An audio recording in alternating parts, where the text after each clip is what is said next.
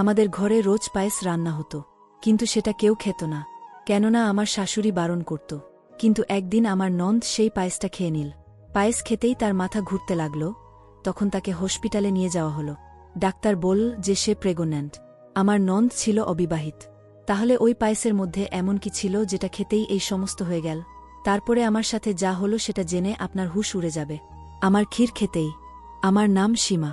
Graduation হতেই আমার বিয়ের জন্য আমার পরিবার সম্বন্ধ খুঁজে নিল। আমার বরের নাম মুকেশ। মুকেশ অনেক সাদাসিধে মানুষ ছিল, কেননা সম্বন্ধ হবার পর অনেক সময়ই আমরা দেখা করতাম, একসাথে কফি খেতে যেতাম, তারপর একে অপরকে নিজের সম্পর্কে বলতাম, আর বিয়ের পরের কথা বলতেও ভীষণ ভালোবাসতাম। যাই হোক, এভাবেই দিন কাটছিল।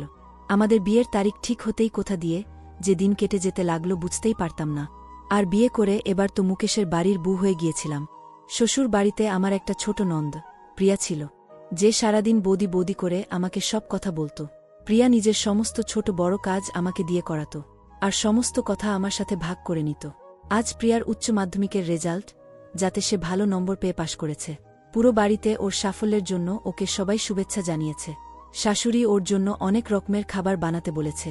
আমি সব রকমের মিষ্টি বানিয়েছিলাম, কিন্তু যখন পায়েস বানাতে গেলাম তখন উনি বললেন যে আমি বানিয়ে নেব। যখন পায়েস তৈরি হয়ে গেল তখন শাশুড়ি ওই পায়েসটাকে আলাদা করে রেখে দিলেন, আর সবাইকে বললেন যে এই পায়েস কেউ খাবে না। আমার তো ভীষণ অদ্ভুত লাগল যে কেউ কেন খেতে পারবে না। যাই হোক, আমি এই ব্যাপারটাকে নিয়মনীতি ভেবে আমি অদেখা করে দিলাম, কারণ আমার শাশুড়ি ছিলেন রক্ষণশীল মহিলা, যে নিয়মনীতিকে ভীষণ গভীরভাবে মানতেন। এভাবেই দিন কেটে যেতে লাগল। একদিন যখন আমি আমার ঘরে বসেছিলাম তখন মুকেশের ফোন আসলো, আর সে বলল, বিকেলবেলায় আমাদের বাড়িতে কিছু বন্ধু খেতে আসবে, এই জন্য তুমি কিছু ভালো খাবার বানিয়ে রেখো। আমি মুকেশকে বললাম কি জন্য তারা আসছে।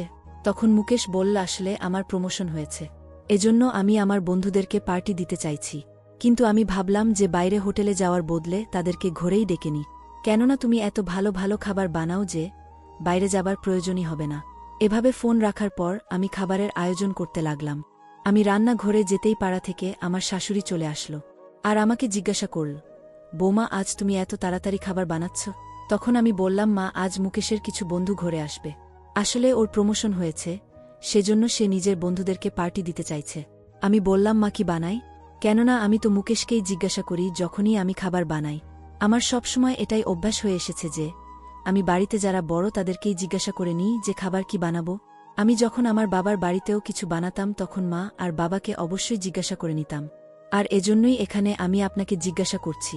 তখন মা বললেন, বানিয়ে নাও, তোমার যা ঠিক মনে হয় বানিয়ে নাও।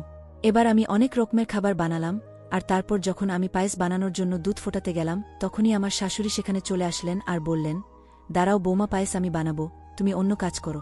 আমি বললাম যে না মা, সব কাজ তো হয়েই গেছে প্রায়, শুধুমাত্র পায়েস বানানো বাকি। তখন মা আবার বললেন, বললাম তো আমি বানিয়ে নেব। তখন আমি বললাম যে ঠিক আছে। আমি এরপর আটা মাখতে লাগলাম, তখনই পায়েস বানাতে লাগল, আর তারপর সেটাকে আলাদা বাসনে করে রেখে দিল। আমি বললাম, মা, আপনি এটাকে আলাদা করে রাখলেন কেন? তখন সে বলতে লাগল, না না, কিছু না, এমনি রেখেছি, যখন এটা ঠান্ডা হয়ে যাবে তখন আমরা এটাকে পরিবেশন করব। আমি বললাম ঠিক আছে। কিছুক্ষণ পরে মুকেশ আর তার বন্ধুরা ঘরে চলে আসলো। তাদেরকে চা আর মুখরোচক খাবার দিয়ে কিছুক্ষণ আমি কথা বললাম। তখন তার বন্ধুরা হাসতে হাসতে বলতে লাগল, ভাই, খাবার কি বানানো হয়েছে নাকি নয়?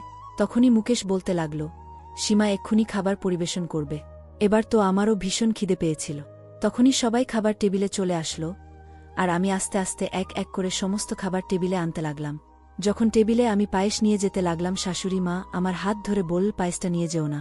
তখনই আমি জিজ্ঞাসা করলাম, কেন, পায়েস নিয়ে যাব না? তখনই সে বলতে লাগল যে আমি একবার বলে দিয়েছি তো, যে নিয়ে যাবে না।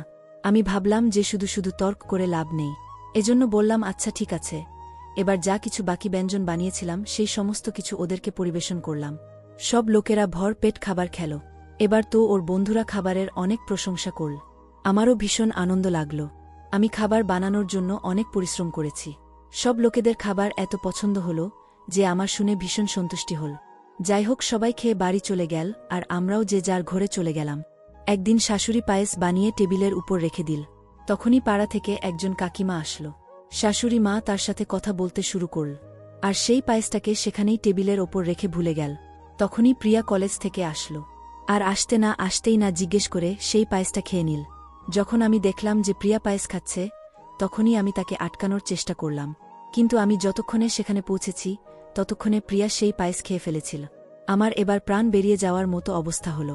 এবার জানি না মা কি ব্যবহার করবে। আমি প্রিয়াকে বললাম যে এটা তুমি কি করলে? মা কাউকে এই পায়েস খেতে দেয় না, অন্তত খাবার আগে জিজ্ঞাসা তো করে নিতে পারতে। তখনই প্রিয়া বলতে লাগল, বৌদি আমার এত জোরে খিদে পেয়েছিল যে আমি ভাবলাম তুমি বানিয়ে এখানে রেখে দিয়েছ। আর এমনিতেও পায়েস যখন তৈরি হয়েছে তখন খাবার জন্যই তো তৈরি হয়েছে, মা কেন শুধু শুধু বকবে? তখনই আমি বললাম, আজকের আগে তুমি কখনো পায়েস খেয়েছ? আজকে তুমি এই ব্যাপার জানতে পারলে? এমন তো না, মা তো কখনোই পায়েস খেতে দেয় না। আর এর পেছনে নিশ্চয়ই কোনো না কোনো কারণ হবে, আর সেজন্যই সে বারণও করে। সেই সময় মা চলে আসলো সেখানে। সে কিছু বলতো তার আগেই প্রিয়ার মাথা ঘুরতে লাগল, আর সে অজ্ঞান হয়ে পড়ে গেল। এবার তো আমি পুরোপুরি ঘাবড়ে গেলাম। আমার তো মনের ভেতর এই ভয়টাই ছিল যে এই পায়েসটা খেয়েই ওর কিছু হয়েছে। এবার তাড়াতাড়ি আনন-ফানন হাসপাতালে তাকে নিয়ে যাওয়া হল। ওখানে ডাক্তার তার চিকিৎসা করল। যখন রিপোর্ট আসলো তখন রিপোর্ট দেখে আমাদের পায়ের তলা থেকে মাটি সরে গেল। ডাক্তার বল, প্রিয়া মা হতে চলেছে। এবার তো যেন আমাদের অবস্থা খারাপ হয়ে গেল এটা ভেবেই যে এটা কিভাবে হতে পারে।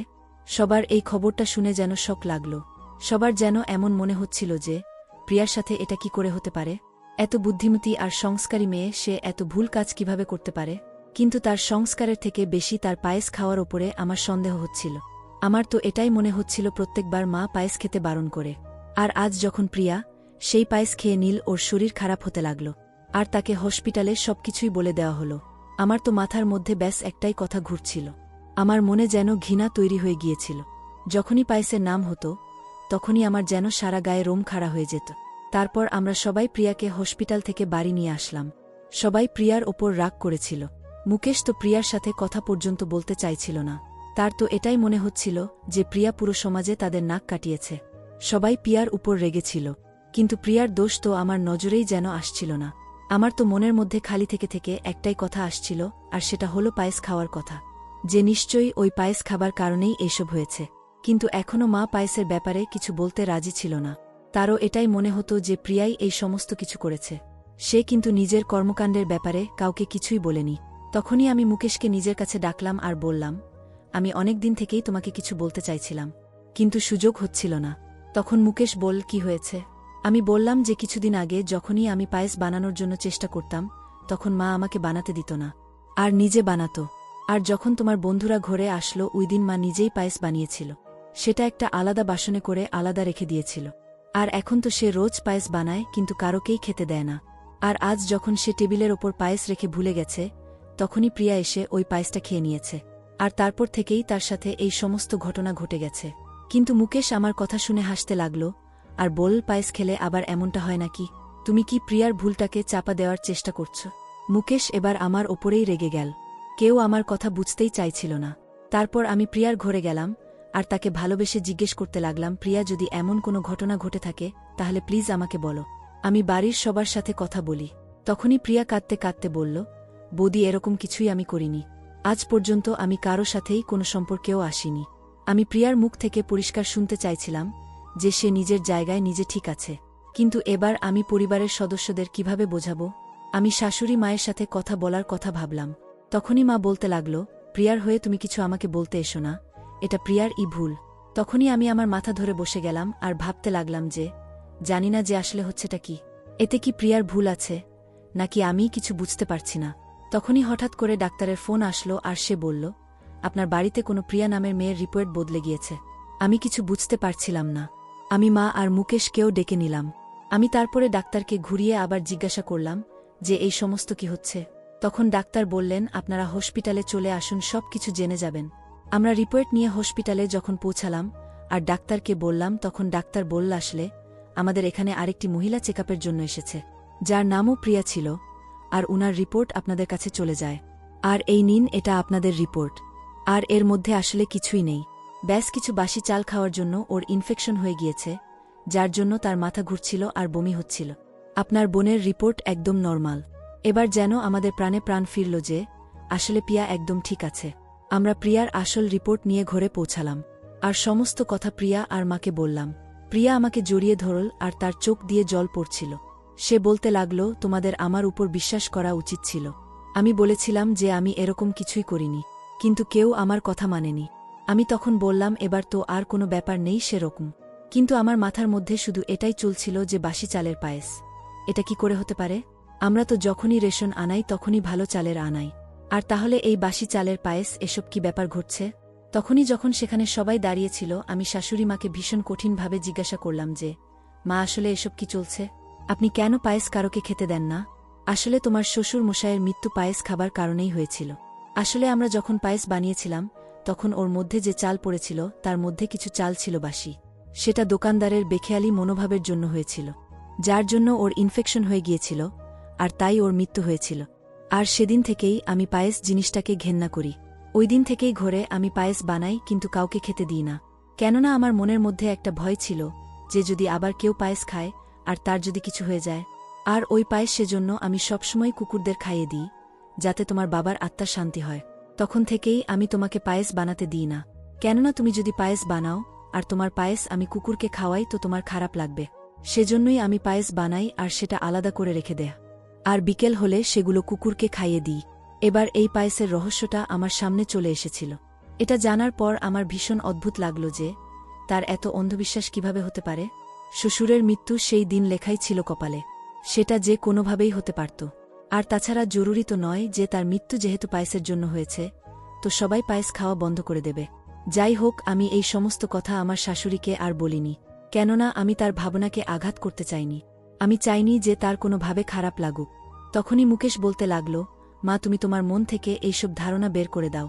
এবার মুকেশের আরও একটা ব্যাপারে লজ্জা লাগছিল, যার কারণে সে প্রিয়ার দিকে তাকাতেও পারছিল না। সে না ভেবেচিন্তেই প্রিয়াকে কত কিছু বলে দিয়েছিল। কোনো রকমে মুকেশ প্রিয়ার কাছে ক্ষমা চাইল, আর তারা দুজন ভাইবোন নতুন করে আবার জীবন কাটাতে শুরু করল। আমার মুখেও এবার হাসি ছিল, কেননা শেষ পর্যন্ত সব ঠিক হয়ে গেছে। পায়েস খাওয়ার যে কথাটা আমার মনের মধ্যে চলছিল সেটার এবার সমাধান হল, আর প্রিয়ার ওপর যে দোষারোপ করা হয়েছিল সেটাও মিটে গিয়েছে। গল্পটি যদি আপনাদের ভালো লেগে থাকে তাহলে লাইক, কমেন্ট, শেয়ার ও সাবস্ক্রাইব করে পাশেই থাকবেন। ধন্যবাদ সবাইকে গল্পটা শোনার জন্য।